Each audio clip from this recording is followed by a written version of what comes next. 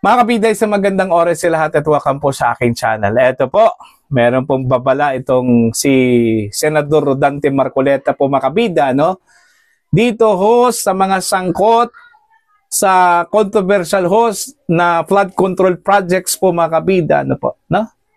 Kung mapapatunayan daw ng Blue Ribbon Committee na nagkaroon po talaga ng korupsyon dito, lalong-lalo na po pag mapapatunayan po ng Blue Ribbon Committee na nagkaroon po ng ghost projects po, mga kabida, sa flood control, talagang pananagutin daw nila ito hong mga sangkot po dito, mula sa contractor, mga opisyal po ng DPWH, at maging dito ho sa mga politiko po, mga kabida.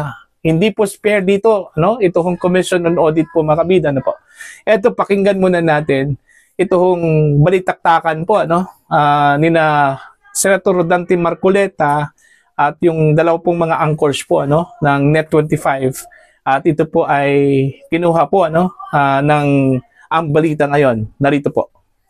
Kaya kinakailangan maipakita natin, lalong-lalo na kung talagang may lalabas nila, na talagang meron na tayong listahan ng mga ghost projects, may admission na sila, ay gusto kong makita, para doon pa lang, papanagutin na natin kung sino may kasalanan. Kasi ghost ito eh. Totoo po. Ghost ito, hindi po pwedeng walang managot dito. Yung ghost yan, talagang walang kano. Yung mabuti-buti pa yung substandard, at least medyo mababawi mo na konti. Well, may nakita ang tao, pero yung talagang totally ghost, yung 55, talagang, yun, grabe sen. Walang kapatawaran siguro yun. Kaya nga, yun lang. Kaya yun lang makakita tayo ng mga, palagay mo, may 10 ghost projects tayong nakita. Palagay mo lang, ano? Opo. Doon pa lamang, ay meron na tayong may lalatag na mga bagay-bagay para sa ganun, ay yung nasayang na pera, magkaroon naman ng kapupuntahan kung ano man. Unang-una, siyempre susuriin natin, sino-sino ba ang nasa likod ng ghost projects na yan?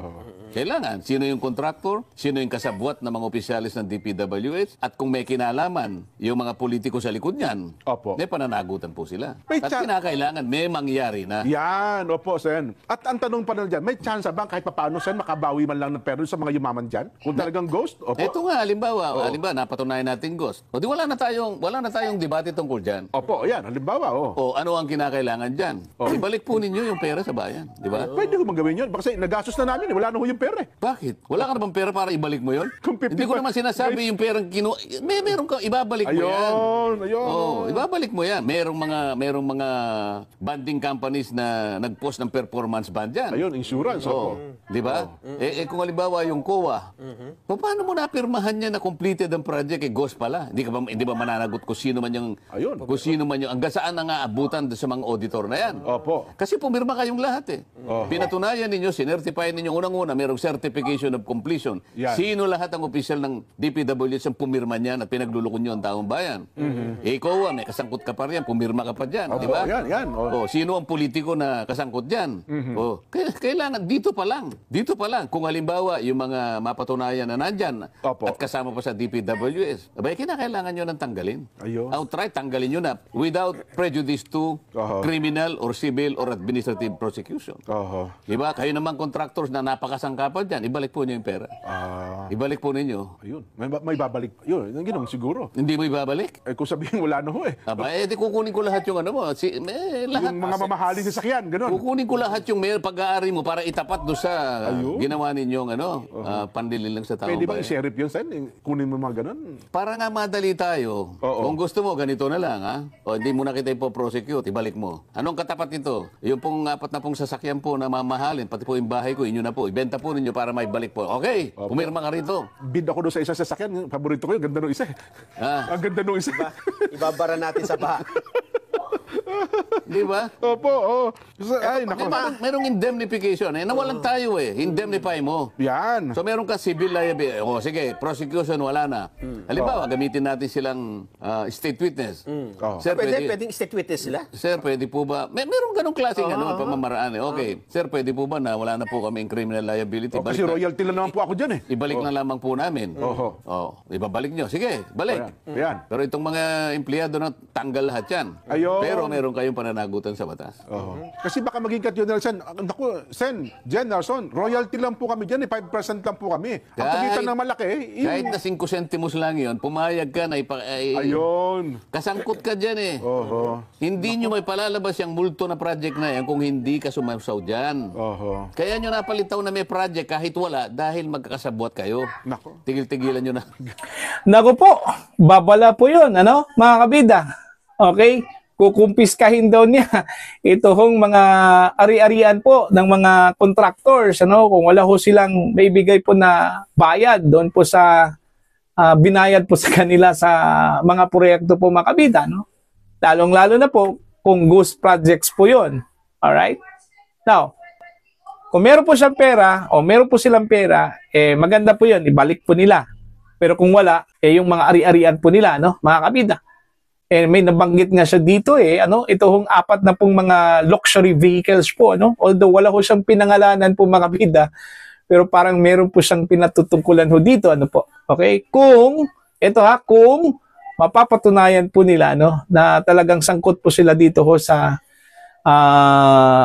corruption po, sa flood control projects po ng DPWH po mga kabida, Sinabi din ni Marcoleta na hindi po spare dito ang mga opisyal po ng DP at Commission on Audit, Okay? Lalong-lalo na po dito ho sa mga pumirma po mga kabida sa Certificate of Completion, po. Ganito kasi 'yon, Bago ho may turnover ito hong mga projects na ito mga kabida, kung meron pong mga projects, pipirmahan po 'yan ng official po ng DPWH kung sino man yung tatanggap po doon, pati yung mga official po ng Commission on Audit, mga kabida, yung Certificate of Completion.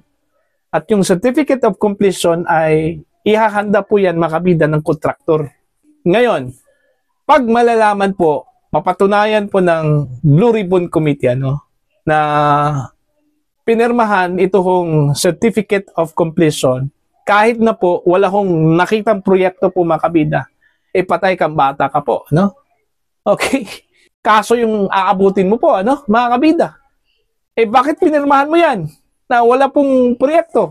Ghost po yung project, Yun yung matindi po doon, mga kabida. Alright? Dito naman po sa mga politiko, parang hindi ho magpapatawad ho dito si Senador Marcoleta po dito mga kabida, Kung sakali hong mapapatunayan po sa investigasyon po nila, na sangkot ito hong mga politiko. Okay? Ito hong sinasabi po nilang mga kongresista daw, mga kabida. Yun yung aabangan po natin sa susunod po na mga pagdinig ho ng Senado. Kasi pasilip lang po yung sinabi po ni Senador Marcoleta, na posibleng mangyari po, mga kabida. Okay? Kasi nung unang pagdinig, may sumabog na po Okay? Nagpasabog na po. Ito hong si Senador Marcoleta. At inamin nga ni Secretary Manuel Bunuan na meron pong ghost projects, Mga kabida, po. At nabanggit po niya yung Bulacan po dito. Ang tanong, ilan pa kayang mga ghost projects ang nagkaroon po ito hong DPWH, mga kabida, sa ibang bahagi po ng Pilipinas, alam naman po natin, napakarami ito hong flood control projects, Kung susundan lang po natin, ito hong sinabi po ni Pangulong Marcos during his State of the Nation address na nasa 5,500 na mga flood control projects, sa buong Pilipinas. Ilan po dito ang ghost projects po, mga kabida. Isang lugar pa lang yung nailatag po, mga kabida. Ilan pa yung mga ghost projects po, out of 5,500. Okay? Yun yung dapat abangan at aalamin po mga kabida, ng Blue Ribbon Committee. Ang masakit lang po dito, kasi pera po ng taong bayan ito mga kabida, hindi ho tayo nag-uusap po ng sintimo dito, We are not talking about thousands of pesos. We are not talking of millions of pesos here. We are talking about billions of pesos here, mga kabida. Binilyon yung pinag-usapan po natin dito, At napakalaking pera na yon, napakalaking bagay na po para sa mga kababayan po natin, na mapunta sa kanila yung mga proyekto at programa po ng gobyerno. Pero doon po na punta sa mga bulsa po ng mga walang kaluluwang mga politiko, walang mga kaluluwang mga individual, mga kabida. Diba? Napakasakit po yun. Oh. Ang mga tao po, o ang taong bayan, umaasa po sa mga leaders po natin na gagampanan po nila ito hong kanila pong trabaho, Okay? Proprotektahan po nila ito hong pera na binayad po nila sa pamamagitan po ng buwis. Pero ano nangyari po mga kabida? Iilan lang po yung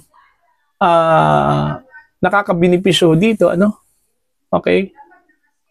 Oh, see? Laganap yung corruption sa Pilipinas, mga kabida, At sa palagay ko po, parang hindi na ata ito masusolve.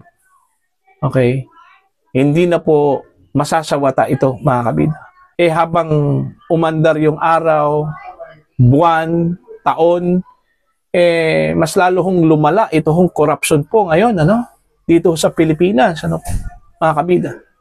Kaya nga, marami hong nagtatanong kung masusolve pa ba ito, masawata pa ba itong corruption dito sa Pilipinas?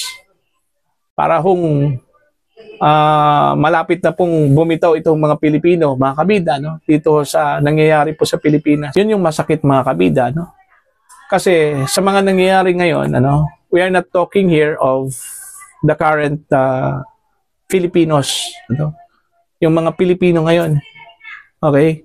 We are talking here of the future of our children. Ano na kayang mangyayari po sa kanila? Kung patuloy po ito walang humpay na pangungurakot po, mga kabida, sa kaban po ng bayan. Alright? Yun yung dapat po nating bigyan po ng halaga, lalong-lalo na po sa mga leaders po natin. Kasi during the election period, nangako po kayo sa mga tao na gagampanan po ninyo ang inyong trabaho. Hindi po niyo bibiguin ang mga tao na pumili po sa inyo. Okay? Paglilingkuran po ninyo ang taong bayan. Po? Pero kung ganun lang po yun, mga kabida, binabalahura po ninyo, binabalahura po ninyo, ang tiwala po ng taong bayan po sa inyo, umalis na lang po kayo, mag-resign na lang po kayo. Kaysa mas malaki pa po yung kasalanan po ninyo, mga kabida, sa taong bayan. So, abangan po natin ito hong investigasyon po ng Blue Ribbon Committee, At parang exciting po itong bawat investigation po nila, mga kabida. Bawat session po, sa kanilang investigasyon. Okay? So, yun yung abangan po natin. Okay? So, para po sa inyo, ano po ang inyong pananaw at opinion ho dito? Please comment down. Sa mga hindi pa po subscribers sa aking channel, please subscribe. Just click the subscribe button, click the notification bell, click all para updated po kayo mga kabida sa aking mga uploads. Thank you very much.